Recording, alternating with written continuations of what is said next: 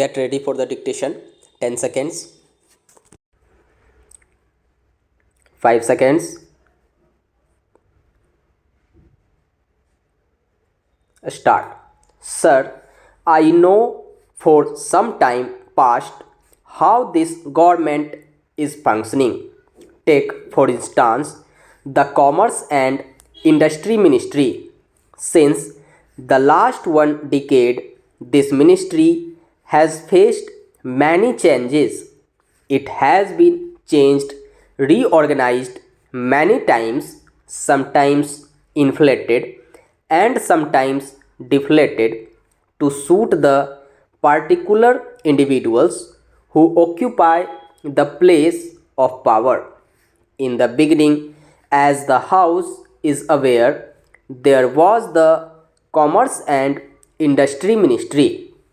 It had within its fold external and internal trade, many of the public undertakings, private sector companies, and small industries too.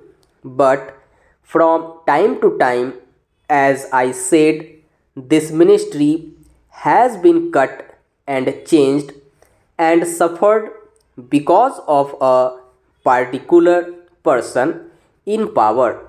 So the ministry became weak and small as time went on.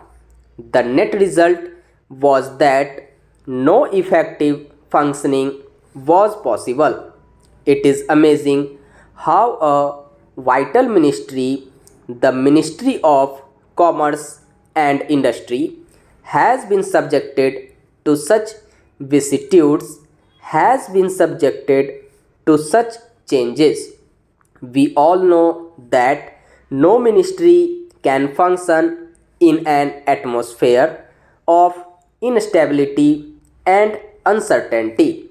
There has got to be some continuity, otherwise, the ministry cannot develop its own character, its own personality.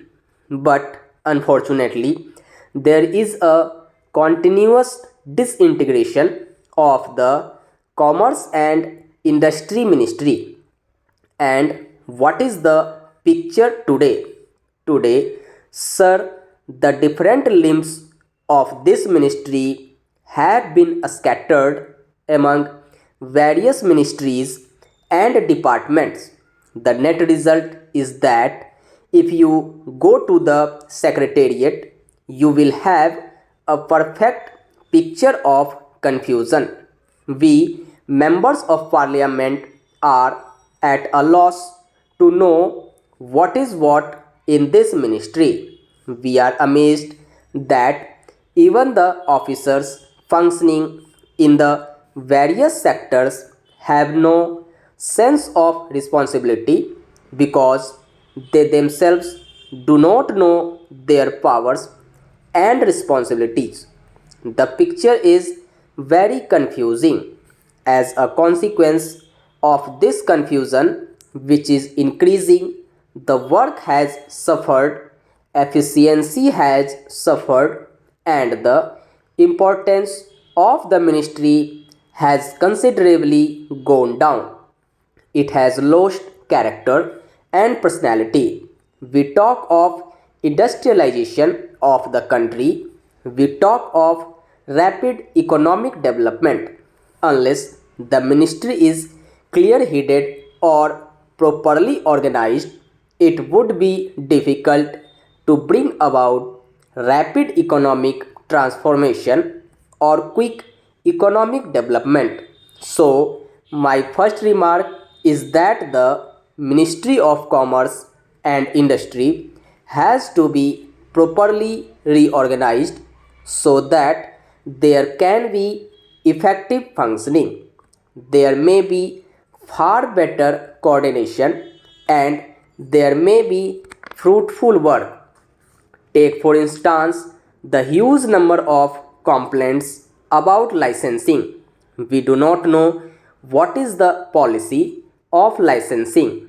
In certain sectors, there has been over licensing In certain others, there is not much of licensing.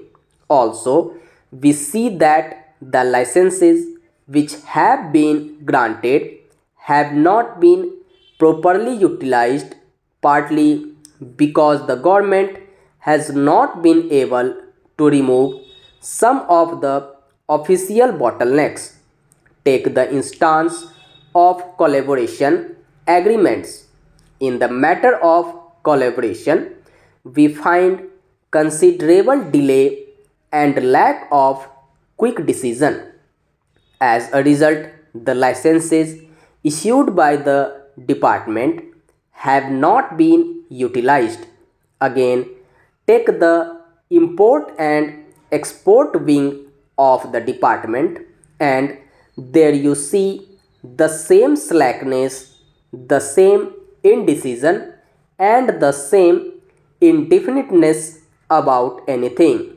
Therefore, for the ministry to function effectively, it is necessary that the ministry should have a stable future and should have adequate powers and responsibilities.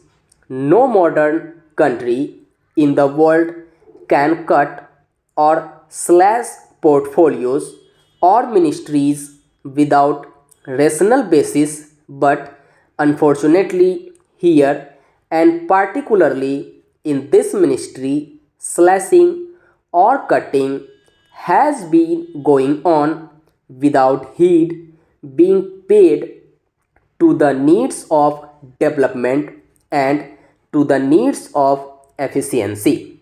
I am afraid if this process were to continue, it would be difficult to create the climate and confidence which are so necessary for running industries in this country.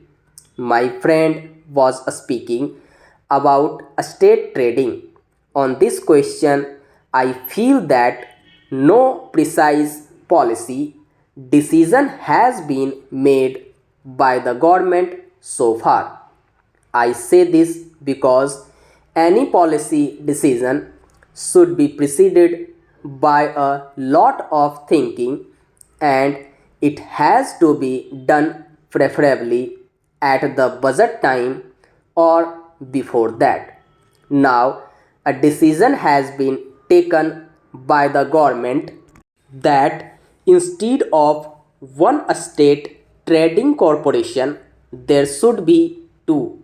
The reason given is that there is enormous increase in the work and range of activity, and therefore another corporation is necessary, and there should be more allotment of grant for that purpose. I should like to know what are the important sectors of trade which will come under state trading in the future, and if there had been planning or a policy, certainly there should be perspective for the next 10 or 15 years as to how a state trading will develop, but by looking at the history of state trading, I feel that no attempt has been made to systemize the work, and no planning is there, and the country does not know what would be the extent of a state trading and what would be the schedule of commodities which the state trading is now going to take up.